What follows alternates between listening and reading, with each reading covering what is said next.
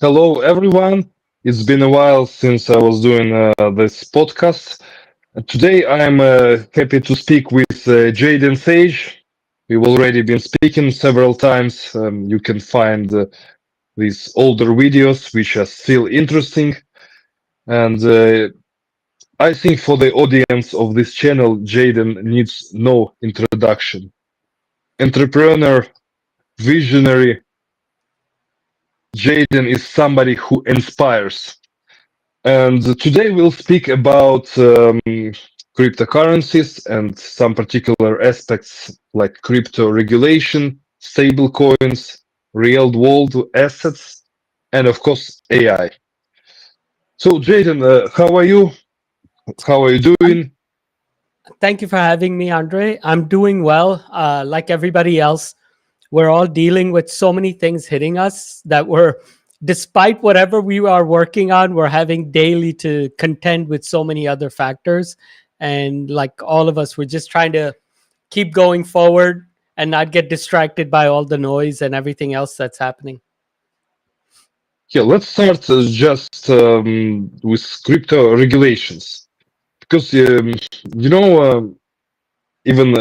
before the elections, Donald Trump, he introduced himself as a crypto president, crypto friendly president.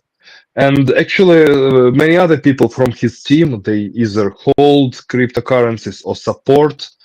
And the rise of Bitcoin price, we can also understand that that's kind of related.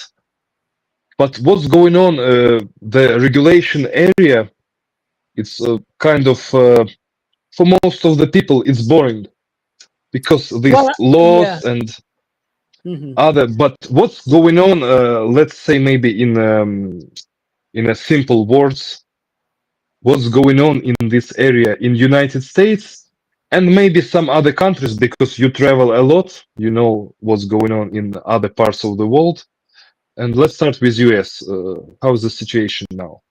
Yeah, so regulation, as much as most people don't pay attention to regulation, but regulation plays a big component. Even the lack of regulation has played a big role in crypto, right? So, what can we buy? Which country can you take part in a particular ICO or whatever new offering?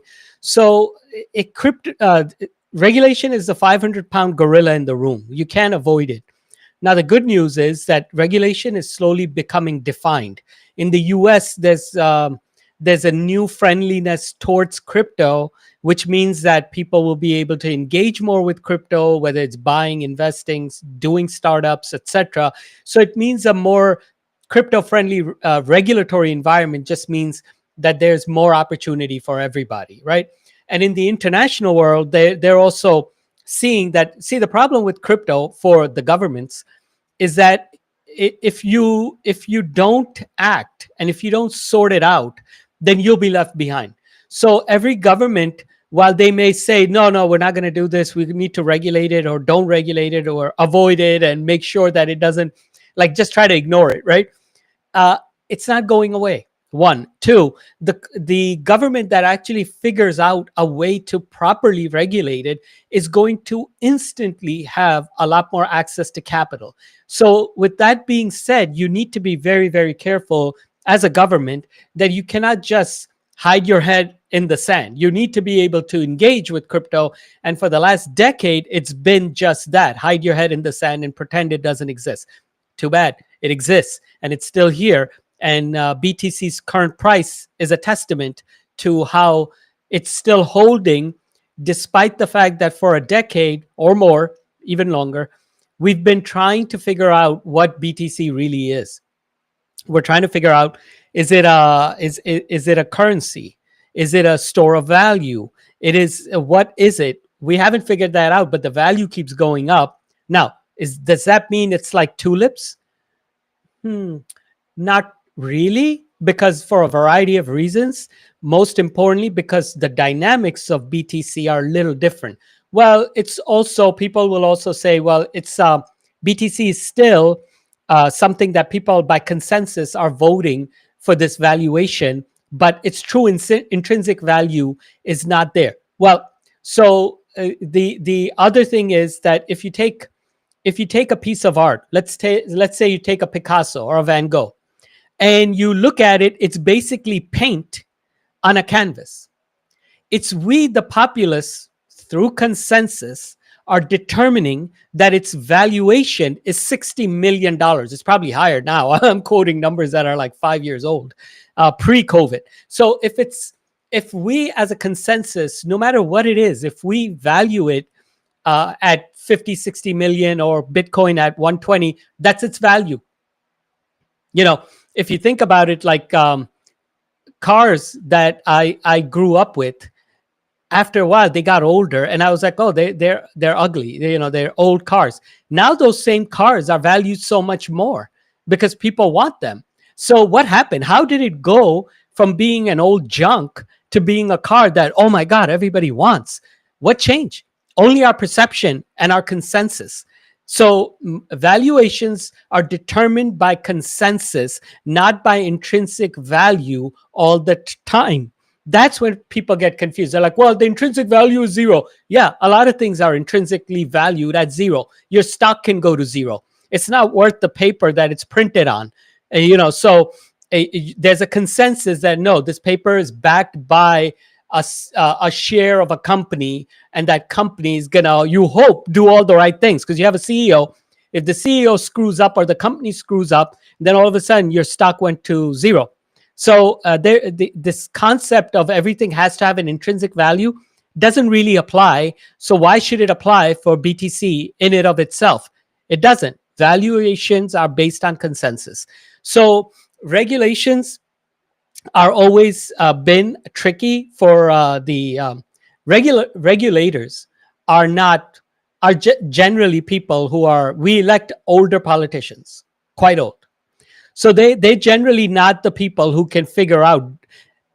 They have difficulty figuring out digital realms, let alone digital currency, because digital realms are completely different than digital currency because of the fact that the impact is different. Money is, at play. So money equals power, money equals influence. So now you're going to the heart of the human condition, which is, currency, money, value, and that is becoming digitized, and it's quite hard for many people to wrap their head around it. And that's why you also see these spikes in valuations and stuff, but eventually they'll stable out. And then we will be in the land of digital. Everything is becoming digital. No matter what it is, it's eventually being digitized. So why would your valuation mechanism, aka currency, be exempt from that? Only for the people who just can't wrap their head around it. Everyone else, they will eventually catch on and be doing just that, utilizing digital currency in one form or another. Yeah, so do you think that this maybe era of crypto friendliness, so which started and which will probably won't go away, even if the government changes in the future, how it is showed in the particular laws or maybe the change of the SEC policy, and what can we expect? Can we, for example, expect that soon in United States stocks are a big deal historically, stock market? Can we foresee the analogy of stock market but with tokens? So the big companies can release their tokens, which would be the analogy of stocks.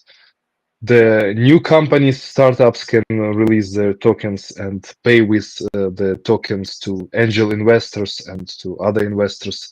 And even people, like you mentioned, Picasso, the artists can tokenize their art, or even the some people can tokenize themselves. And let's imagine somebody can buy a part of the talent of new Picasso. Can we see this in the nearby future? It all rolls out on its own time. See, the difference between crypto and stock market is maturation. Crypto market is not mature enough yet to have underlying assets backing those tokens. And that's one of the fundamental drivers of inconsistency and lack of trust. It's ironic that we are operating, cryptocurrency operates on a trustless system, but humanity doesn't have trust enough in it. So it's a quite the irony right there. But nonetheless, if you look at a stock, if I give you a stock in a company, like say Google, I give you a stock here, Andre, here's a birthday present, here's a Google stock. You'll be so happy. You'll be like, okay, great. I know what's backing this piece of paper is an underlying perceived asset, a percentage ownership, a share of this company, of this operation. But with crypto, especially because we've had so much crypto where the quote unquote asset backing that crypto or that token has been superfluous stuff. So you have a JPEG, you have something, that a meme coin. So all of these things are not grounded in assets. So when it's not grounded in assets, people have a hard time parking lots of money for it. That's why stupid money tends to go into crypto, because when you have excess money, when you have savings, you go out and buy stock. When you have a lot of savings, you go buy tangible assets, right? So you go buy a car, you go buy a house or an apartment. But when you've done all of that and you're like, oh, I still have $2,000 left, then where do you put it? Then you put that stupid money into crypto. Why are you putting stupid money inside crypto? Is because of that uncertainty that comes with the underlying assets that are in crypto, because they're just JPEGs or something funny like a fart coin or something. So it's nobody's going to put their, when you have stocks, a lot of older people or even working people are putting their 401ks or their money into that because their retirement is at stake. So you're not going to have your fund manager or even yourself put money into a meme coin, right? Because meme coins come and go. There is no stability. There's no way to capture value over a longer period of time. So this is the reason why people don't want to be in crypto or don't view crypto in the similar light to stocks. Now, all that being said, that is what's changing out. Now governments are coming to the point where they're recognizing that, okay, this thing has to be resolved. You cannot just leave it there and say, dismiss crypto, because the governments that figure this out and say, okay, let's find ways to take real world assets and tokenize them and have regulations that are consistent are going to run away with the prize. So what does that mean? So now we have the birth of they've always been around, but the term hasn't been known. They're called RWAs, real world assets. So these are tokens. Now let's step back and talk about NFTs. NFTs were non-fungible tokens. So tokens that cannot be changed. That's why it's non-fungible. So NFTs were something that came out post-COVID. And in them, you had Bored Apes, you had other JPEGs, and money was flying into them. The valuations were spiking, and then they collapsed because as soon as you pull all that excess money out of the market, the valuations dropped. So what was driving it? Was it innovation? Since when did a JPEG become innovative? It wasn't. It was excess capital that was driving that valuation. Now you want to have regulations and innovation ride you to the consistent valuation. So what does that mean? So real world assets would be like, say, you have a piece of art. Let's talk about a piece of art. So some known artist like Banksy or somebody comes out with a nice art. Well, he says, okay, I want to sell it for 5 million. Well, 5 million people, like $5 million is not something everybody can buy, but Banksy has a lot of fans, right? So if he were to tokenize it and release the token as a RWA, a real world asset backed token, then people could buy it. And he could literally put out 5 million tokens. So it's costing everybody $1. And now you have Banksy's latest art as token, which you've invested in as an investment. And it's backed by Banksy's big giant mural or something. So this changes out the dynamic. What you're doing is you're fractionalizing the ownership of real world assets, allowing far more people to own it, also known as decentralization, because only few people can buy a $5 million asset. Everybody can spend $1. And also, will it stay at $1? As that Banksy art continues over time, it's going to go up in values. If I didn't get in on it and I like it and I'm like, oh, I want a piece of it, how much you want to sell it to me for? $5. Okay, $5 isn't so bad. I think I'll buy it. Give it to me for $5. I bought it for $5. That's a 5x. So if it's on an exchange, if it starts trading at $5, now you took that $5 million and the underlying asset is now worth $25 million. So this is where real world assets, that are tokens that are based on real world assets, will actually have the stickiness that NFTs and all these JPEGs never had. Because this is now serious. There's a piece of art kept in a gallery, locked in a safe or whatever, which is backing this token. And where the governments come in is that those governments who figure out these regulations and start regulating it, guess what? The secret is they can also tax it. So once they start taxing it, so let's say you bought it, Andre, at $1. I took it off of you for $5. The government's like, okay, Andre, you made $4, right? So since you sold it within 3 months, that's short-term capital gains, which is 35%. So cough up $1 to us. So now you have to pay them $1. But guess what? That's a whole lot of money coming to the government. So the government who figures this out, goes through the pain of figuring it out, is going to reap the benefits. How much benefits? How much is this market going to be? Well, real world assets, look around you. There are a lot of them. There's buildings, there's apartments, there's houses, there's businesses, there's restaurants, there's art galleries, not just art. You name it, it's a real world asset. So all of a sudden, you're talking a market that's going to be in the trillions. Now, when they understand that, the regulatory agencies will have to recognize that whichever government figures this out is going to reap so much revenue from all of the ways that government takes money, tax revenue, that they have no choice. So the first government that does it has the greatest reward, and the others are all going to fall in line rather quick, because I haven't come across a government that doesn't want more money. So they'll all want more. Yeah, and that's another side of regulation is taxation, because uh, regulation and taxation, they come together.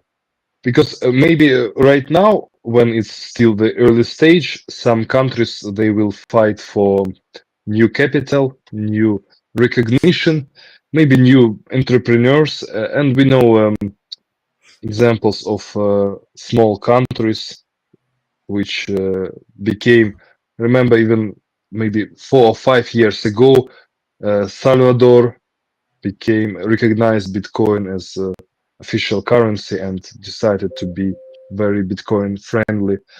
And but then when this period might end, as you mentioned, that if there is a market, the governments would like to tax everything possible. That's why actually in many crypto communities, people don't like regulation. They say like, oh, maybe crypto can be like still wild west. It can regulate itself, and we don't need recognition, regulation. Everything is working, and it's working. Somehow industry is growing, everything develops. So where is this maybe a balance, or on the side, from one point regulation, it brings new capital from other industries to cryptocurrencies, but from another point it can bring and not only taxation and government's view or possibility of control, but also some negative people, Mm. let's say criminals, for example, who say, oh, imagine there is this Banksy painting which we mentioned, and somebody who is known and posted on social media that, I have 50% of this, I managed to get and buy 50% of this painting. And then he becomes a possible target. Yeah.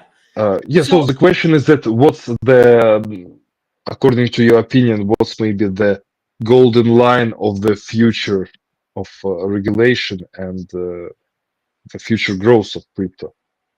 So I think it's short sighted when somebody says that, oh, if it remains unregulated, so we can do things that we wouldn't be able to do if it was regulated, because the influx of capital that'll come into the market, into the crypto market, will be so much more that even if the government is taking more, it doesn't really matter. Think of it this way: in the example we use, from $1 to $5, it's still maybe limited number of people. If it's fully regulated like any other industry, then that valuation could be 25. Somebody could be paying 25. So what's if government is taking 30% of $5, you're still left with 70%. So do you like to get 70% of $5, or would you prefer to get 70% of $25? So by regulating, you're increasing the amount of valuation in it, because there's far more capital, like you said, that comes into the mix, and then the valuation only grows. So you could either play with your set of best friends in the playground, or you could go and compete in a national game, right? So it's football being played with your friends versus you going into a national team. So it's just that the more capital comes in, and the more capital will only come in when there's definable, predictable regulations that come into the mix. So yes, in a certain way, the party ends for certain people, but it begins for everybody else. And that happens to every industry. Every industry eventually becomes regulated. Doesn't mean that it's a bad thing. It's a good thing to have guardrails. It's a good thing to know that this is the guardrails and this is how you're going to operate. So I think it's a little short-sighted to think that having guardrails means you'll have less. It actually means you'll have more. Yeah, I understand this point. Good point. But what do you think when regulation can be expected in US and in the whole world? So I Is think there we're is at a a period? precipice. Yeah, I think we're at a precipice where it's going to change faster than slower now. And the impetus is, number one, US regulations are easing. They were quite restrictive back in the day. So now they're easing. And that will help because there's a lot of capital in the US. But what's also driving the market is like places that are more proactive, say like the UAE. They're actually defining to uh, how to regulate these real world assets, stable coins. So they've built an entire agency which is focused exclusively on these regulations, and to be able to have definable regulations. So if it starts, say, with Dubai or any place in the UAE, it's only going to spread over time because the template is now available. Nobody bothered to build a template, regulatory template. Now you do have a government that's already built a regulatory template, and as soon as the money starts coming in to the government agency through taxation, all the other governments around the world will be like, oh, I think I need a little bit of that in my country. So we're at that point where now that we have a template, it's going to go faster and faster. It could slow down over the next year or so, primarily because it has to sort out in the first country. The first country has to try it. Whatever's not working, they have to readjust until it's working. But as soon as it's working, then it's going to be copy pasted by many governments, because evaluations will spike and everybody will want a piece of it. So why is some government in Spain, local government, say in Barcelona, Spain, why is Barcelona going to let all this action go to Dubai? They'll be like, oh, we should copy paste their regulations and allow it here too, so we can have more money. And the same thing applies for Singapore, cities in the US, states in the US, and everywhere around the world. They're going to all start copy pasting and making sure that they make the tweaks for their own countries, but it's going to start rolling. So right now we're at that precipice. It won't change tomorrow because we're in that test phase, but in the next year or two, the test phase will be over, and then everybody will start copy pasting it. And probably the regulation will also come with stable coins, or maybe digital national stable coins. Well, what do you think about this era? We already actually have a lot of stable coins, USDT, Yeah. USDC, and almost every major cryptocurrency or I like this term which you use, legacy coin. So the cryptocurrency blockchain which is developing for years, they have or have the ideas of their own stable coin, or they are using other stable coins on their blockchains, like USDT, USDC exist on multiple blockchains. Mhm. But what's the future of stable coins? Can we expect maybe the rise of national cryptocurrencies or national stable coins, or will there be like a few top stable coins which exist now? How do you see this future? See, with stablecoins, there's a fundamental problem, and that problem is the same problem when you have the investor look at crypto and say the irony that I don't trust crypto, right? So it's a trustless environment, but it's crypto is a trustless environment, but you also have the trust issue when you're an investor with crypto. But simultaneously, we as the populace have an issue with stable coins, because if a government releases a stable coin, all your spending is being tracked. So most people don't trust their governments on that level. So it goes back to that irony of the trust issue, that yes, you could have a stable coin, you could have a digital currency that's a government digital currency, but then every single one of your dollars or your currency is being tracked, and people are not comfortable with that, and they're not going to become comfortable any day soon. So stable coins, there's going to be governments that are going to try it, but people are going to try to find ways to not engage with them as much as they can. So they'll use it for some things, they won't use it for another. So they'll never achieve 100% market penetration with their coin unless they enforce it. But either way, people will always find a way to, get out of it. So stable coins sounds good on paper, but when it comes to real world applications, especially from governments, the challenge always becomes that who trusts their government 100%. I think nobody trusts their government 100%, and then the stable coin is always going to be challenged or circumvented. Do you see something interesting in this area, for example, in algorithmic stable coins or stable coins backed by something? Because some of them, yeah, it's in a way they are backed by dollars, but there might be some other solution. Some might be backed by Yeah. cryptocurrencies or backed by real world assets. Um, Yeah. do you see I something interesting in this direction? Right. I mean, this is the challenge. What is fiat based off of? Fiat used to be based off of of gold, right? So then we took it off the gold standard, and then now it's backed by dollars are backed by the full faith and credit of the United States government. That's what each dollar note says on it. It's a Federal Reserve note, right? So that's what it says. It's a debt instrument, and that's what it says on it. So how are you going to differentiate and be able to have double value upon value, which is based on nothing tangible, right? So if the dollar used to be based on gold, and then now if you create a token that's based on the dollar, and the dollar's been removed from the gold, so now you're on the full faith and credit of the token, which is based on the full faith and credit of the United States government, and neither one is based on anything real. Nothing is based on a tangible asset. So that's going to be like a double layer of faith that people have to put in to be able to do that.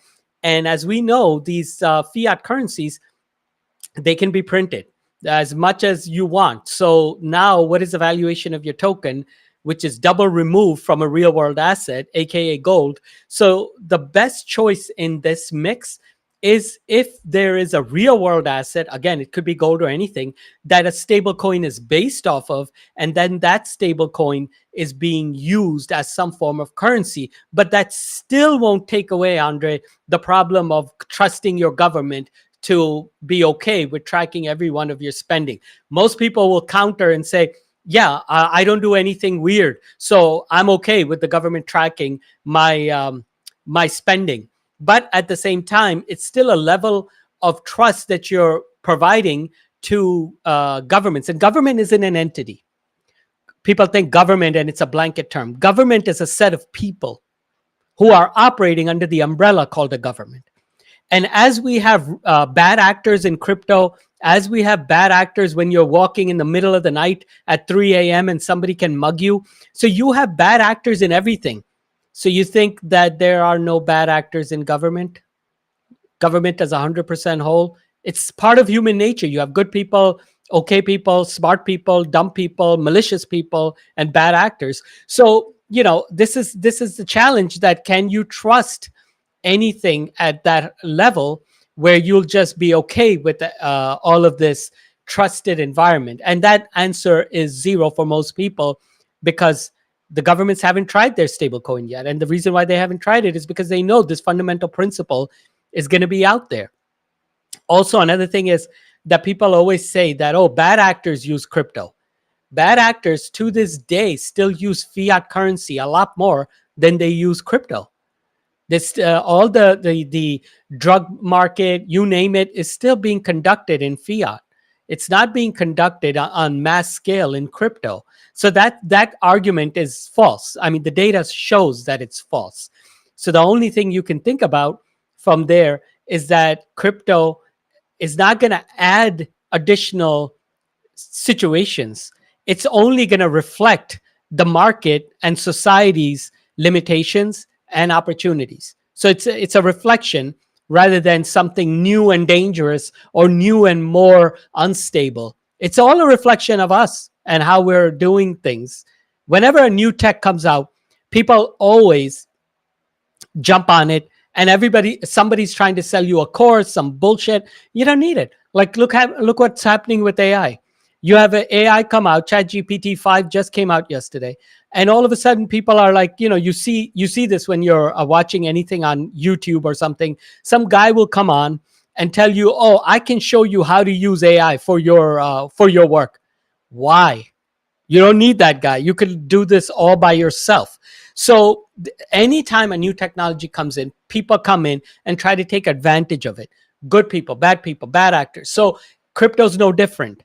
So this is not a crypto intrinsic dynamic. It's a human dynamic that is just being used, and crypto is an enabler of that. So it enables good people. It enables technologies, just enablers. So you could take a hammer to drive a nail, and you could take a hammer to drive that hammer into somebody's head. It's not the tool. It's the tool user that you have to question. So blaming all hammers and banning all hammers is short-sighted. Yeah, so let's focus on AI topic now. And what's your vision? Can we expect big surprises in the nearest future, or are we still at the early stage? Do you see that ChatGPT and the other AI software changed the world?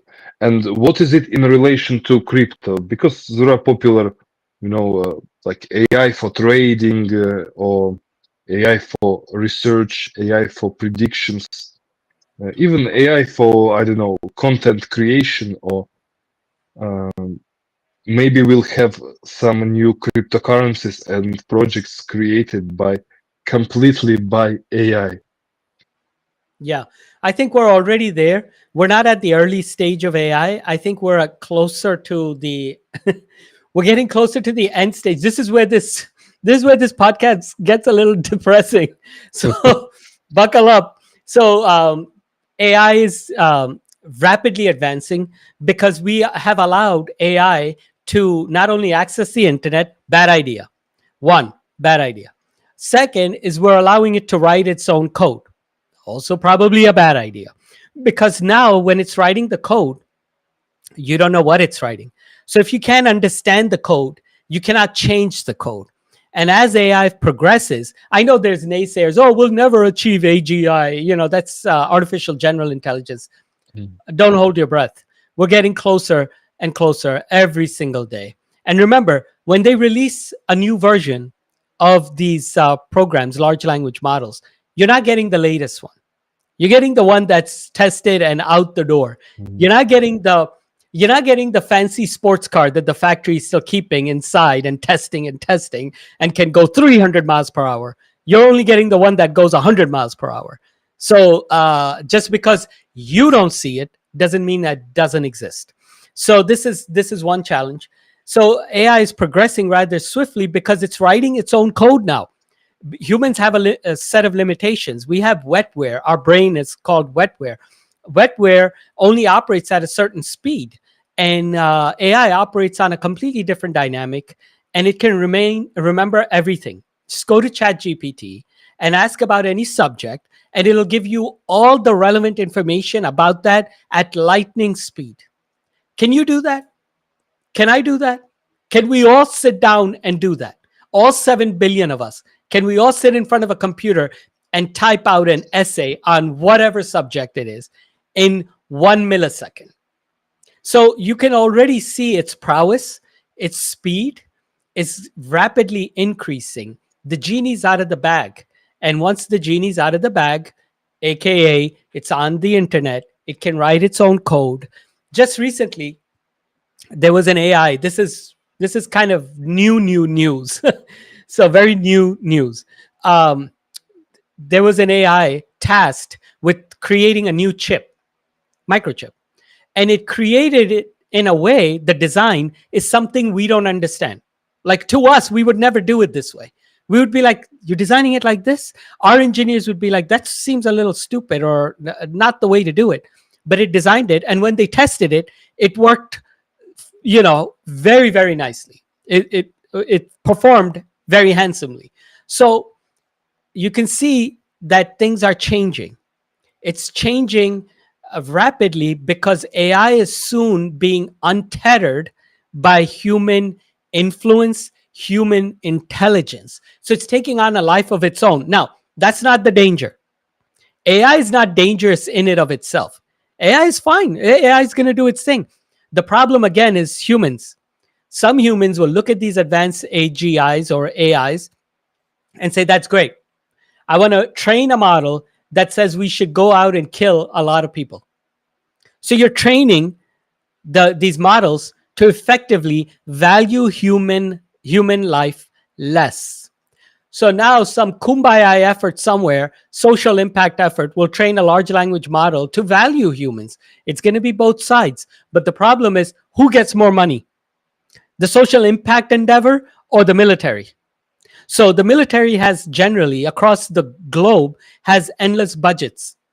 With that being said, far more AIs will be trained to value human life less. And then we're going to turn around and say, why does this AGI not value human life? Oh my God, we're so perplexed. Oh, we're so amazed that it doesn't value. Well, that's how you trained it. So it's not as much a problem of AI. It's a problem of us. And AI becomes a reflection of our tendencies and what we're going to do with it and to it, which will cause it to act in ways which we won't like. And since it's supremely more intelligent than us, it's going to not look pretty. Because right now, you have a soldier, and then you have another soldier. One has better guns, the other one doesn't. But maybe he can dodge and outwit the other soldier. So you still have some competitive edge because you're dealing with the same common denominator. But when you're dealing with AI, you're operating on such a different paradigm and an IoT paradigm, Internet of Things. It's connected to a whole set of information that you cannot process, right? So, well, I think that would be a very morbid example if I use it. So I won't use the example of how AI can influence a soldier by projecting a picture of their loved one. Let's do it. I think people should be aware. You have facial recognition programs at every airport now. So they know just by facial recognition who you are. Immediately it shows your name and everything. So if you have an AI and it facial scans you, now it knows about you. What if it put a picture of your loved one, of your mom or your dad on the screen? All of a sudden you're going to have an emotional reaction. And if you understand, like Japanese samurai Miyamoto Musashi, he's like Sun Tzu, but from Japan. He said that the best time to strike with the sword is when, because he was the world's greatest samurai swordsman.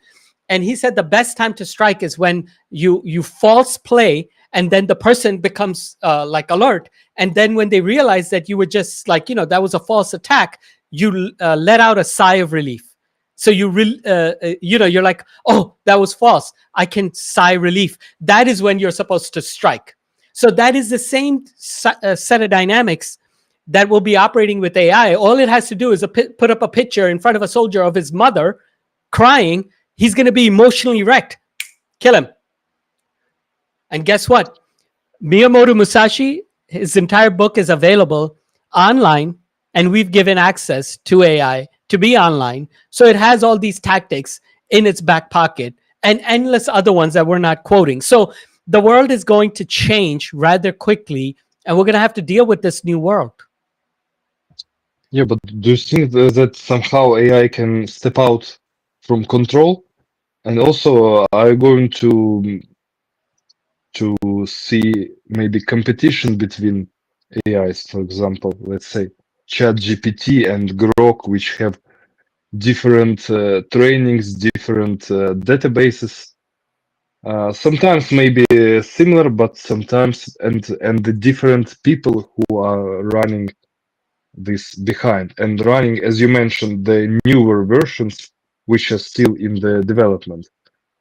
Because these AIs, they look just like a product. And when Yeah. firstly they appeared, it looked like Google on steroids, so more Yeah. advanced Google. But now it's going evolving into something bigger. But what bigger, we can't see now. Well, one of the biggest thing that people aren't capturing is that AI is not a thing. AI is a new, almost, well, when it achieves AGI, but not right now, but we're getting close. AI is kind of like a new species on this planet. There won't be just one AI or AGI. There'll be a variety of them that will be competing not only with humans, but with each other. And they're only going to advance faster and faster beyond our capacity. So AI will build the next AI. So with that being said, that's a powerful statement right there, that AI will build the next AI. So it's not just one AI. It's not just ChatGPT is here. It's just one. And already we're seeing other versions. So this is going to spawn an entire species of intelligence that goes beyond the capacity of humans on this planet. So we're going to have to wrestle with this in the best way we can. And again, it goes back to us. The challenges will be that we will train it in a variety of ways, for good things, bad things. But this is the only time when it's not a hammer. When you put a hammer down, the hammer isn't calculating.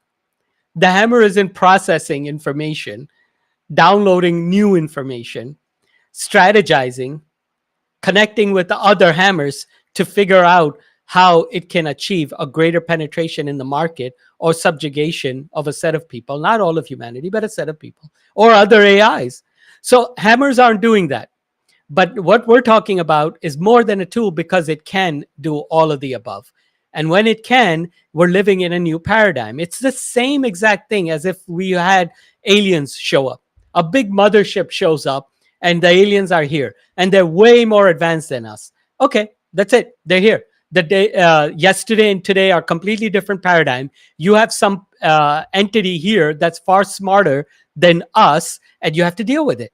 They're here. They can process information faster than us, and they're going to continue to obviously have a competitive edge over humans. So AI and aliens are kind of similar in that sense, that the impact is similar. We are in a diminished position, one way or another, whether it's through extraterrestrials or through AI.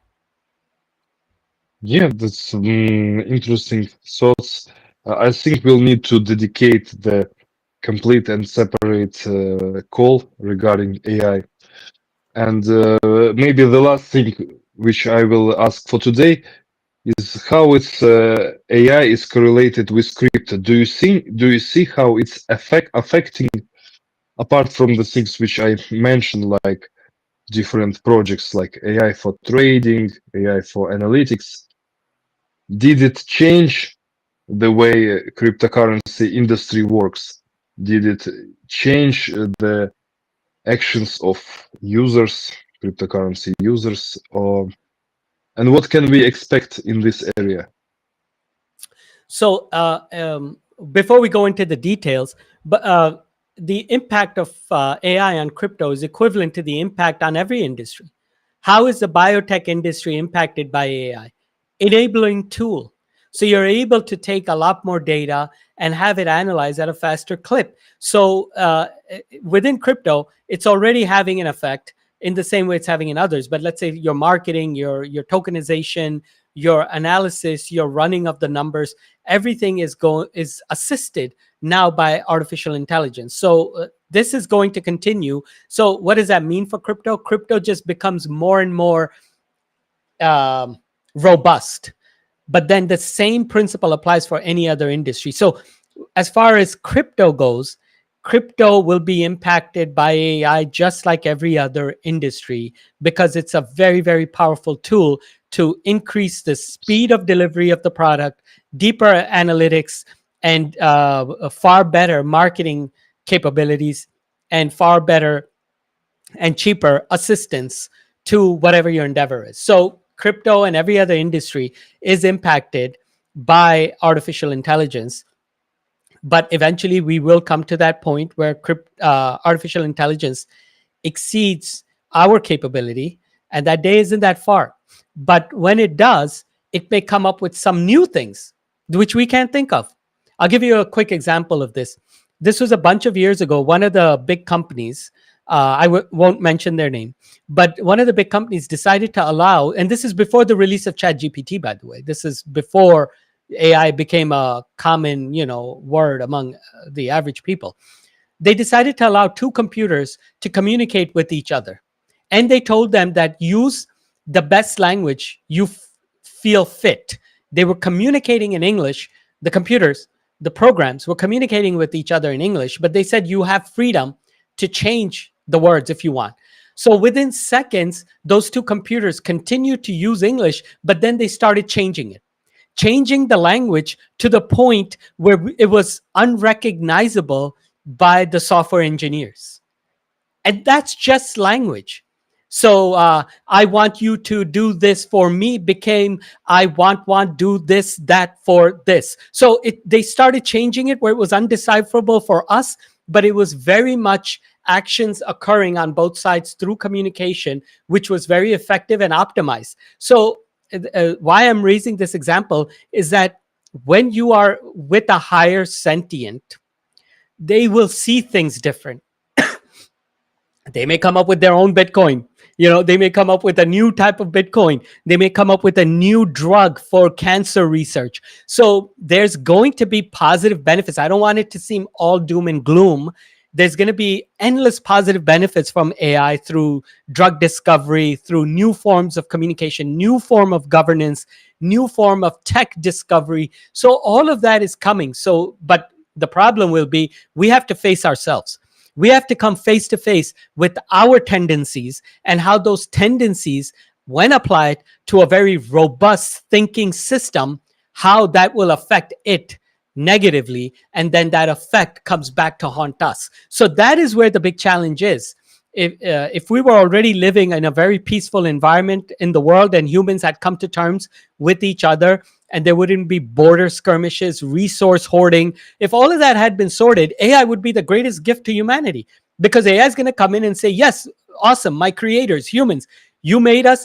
You're the greatest thing since sliced bread, and we want to take care of you because you gave us birth. You're like our parents. We want to honor our parents. But what if one of the parents says it's best for you to become a serial killer? Now you got a problem, right? You got a nurturing mother and a dad that's training the children to be serial killers. So you've got a problem. So the problem lies within us, and this is we're going to come face to face with this problem, and we're going to have to contend with improving pretty much ourselves. Yes, thanks.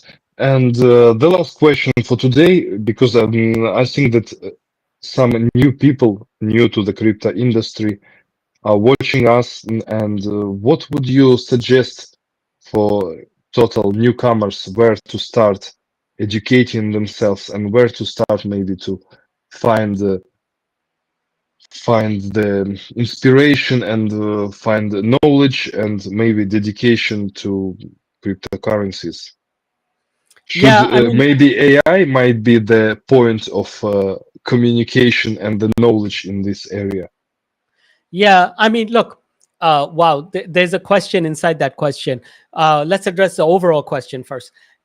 Here's the thing: start with Satoshi Nakamoto's paper. It'll ground you in papers, white papers. So you're getting real information. The problem with you shooting straight to YouTube, which we all have a tendency to do for knowledge, is that you don't know whether you're getting influenced by an influencer, by somebody who's pushing a particular coin, token, scam coin. You just don't know. So if you're looking as an investor, then stay in the top two, three coins. So like, you're in Bitcoin. This isn't financial advice, but you stay near the top. Don't go into the deeper coins because you just don't know what's going to happen with them.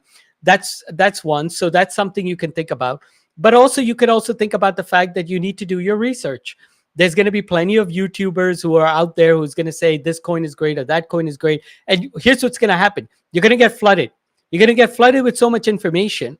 So like any other industry, you have to build a network that you can trust. You have to recognize that there's a lot of projects out there that don't make sense. But at the same time, there's some core products, the legacy coins, and then you can look into them and get a greater knowledge of what the hell crypto is. If you're just coming into crypto because you see BTC at 120, that's a wrong approach.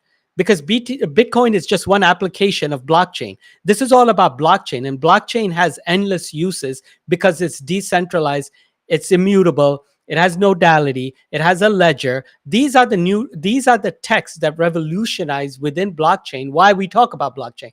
But everybody focuses on Bitcoin, on valuation, the money. So if you're just focused on that, it's easy to sway you to some shit coin and say this is the new Bitcoin. So invest $1,000 in this and you'll have $1 million. That's not the way to go. The way to go is to understand the technology and then decide what you're going to invest in, and then also talk to experts. Talk to people who aren't trying to put sizzle.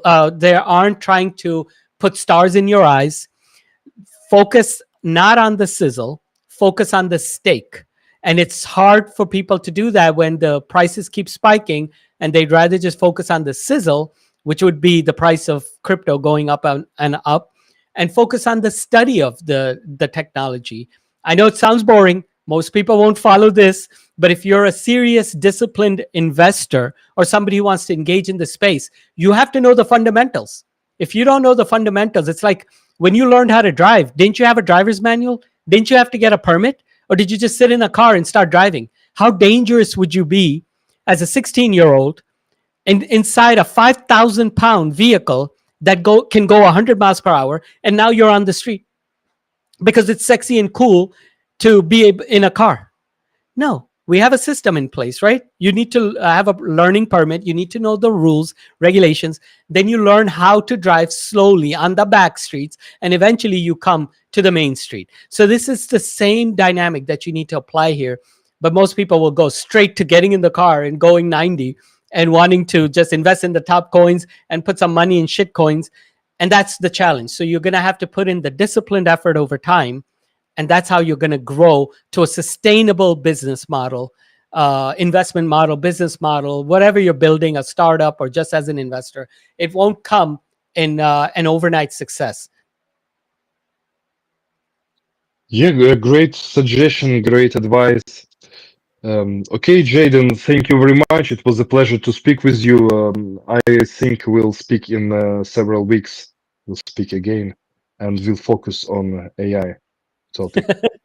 So, Awesome. It's a pleasure being here. I know the AI conversation gets a little sad, but I'm hopeful that once we get past our own inhibitions, AI will